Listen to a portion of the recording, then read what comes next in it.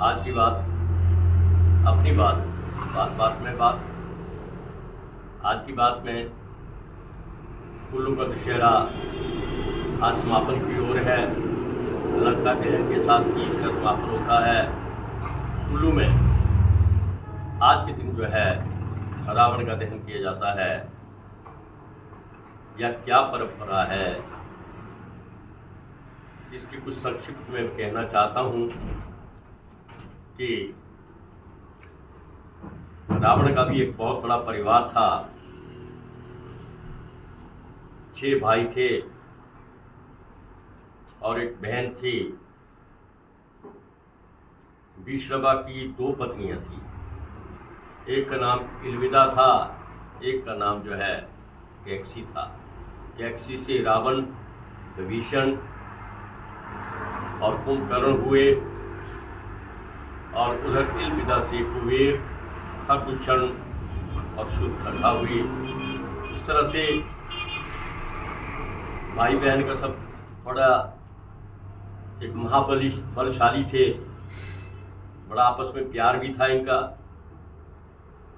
ब्राह्मण कुल में पैदा हुआ, लेकिन पापाचारी हुआ रावण। ऐसे जुल्म किए, ऐसा पाप किया कि जो इतिहास जो है युगों युगों तक याद रखेगा। रावण ने अपने पूरे भाई बंधुओं को नाश करने के बाद, यानी पूरे परिवार का सर्वनाश कर दिया। सबसे पहले उसने अपने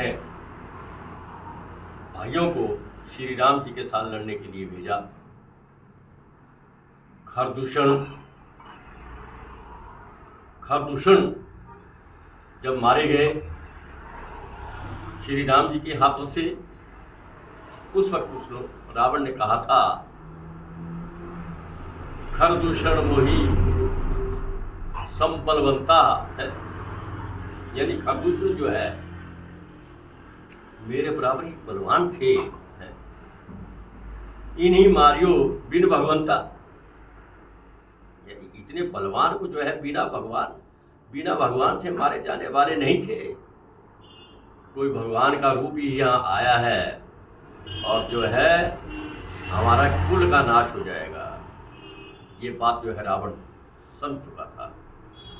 जब खरदूषण को सबसे पहले जो है तो राम जी ने मौत के घाट उतारा था। फिर परिवार को ही सामने रख करके, उनका ही कवच बना करके रावण सबसे पीछे पीछे रहने लगा। सबसे पहले उसने खरदूषण को भेजा, अपना पुत्र मेघनाथ को भी भेजा कि जाओ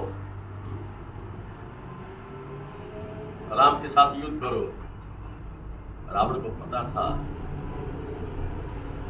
कि ये भगवान का अवतार है, भगवान इस धराधाम पर आए हैं। मैंने बहुत बड़ा पाप किया है। क्या पाप किया था? पाप ये था, उसने सबसे पहले यानी कुबेर की लंका, यानी सोने की लंका कुबेर ने बनाई थी। वो सौतेले भाई को वहां से मार भगाया था लंकापुरी से, और स्वयं जो है शासक बना था। लंकापुरी का शासक वो नहीं था, बनाने वाला उसका सौतेला भाई कुबेर था। उसको हरा करके वहां से उसको भिजवा दिया और वहां स्वयं मेरा शासन करने लगा। पहला पाप तो ये था। और इस तरह से वो शासन करने लगा। जब वो शासन की क्रूरता हद पार करने लगा, तब जो भगवान राम जी को आना पड़ा और उसका नाश करने के लिए सभी उसने धीरे धीरे करके अपने परिवार को आगे किया। उसको पता था कि मैं एक भी परिवार के आदमी को पीछे छोड़ नहीं सकता, क्योंकि एक भी आदमी अगर परिवार का छूट गया, कुंभकर्ण छूट गया, आई रावण छूट गया या खरदूषण छूट गया, वो पता नहीं इस युग में क्या क्या कर जाएंगे। इसलिए इनका अंत होना अति आवश्यक है। रावण को ये सूझबूझ थी, बहुत विद्वान था वो। उसने कहा पूरे परिवार का अंत हो जाना चाहिए, एक भी नहीं बचना चाहिए। अगर मेरे परिवार का एक भी बचा तो समझो कि वो पुत्र पुत्र इस सृष्टि पर बचा देगा। इसलिए उसकी विद्वता ने ये कर दिखाया कि आगे आगे करके जो है सारे परिवार का नाश करवाया। जब सब खत्म हो गए, अंत में जो है उसने अपने आप को राम जी के हवाले करके जो है, उसको पता था कि मैंने मरना है, और राम जी के हवाले करके भगवान राम ने उसे मौत के घाट उतारा।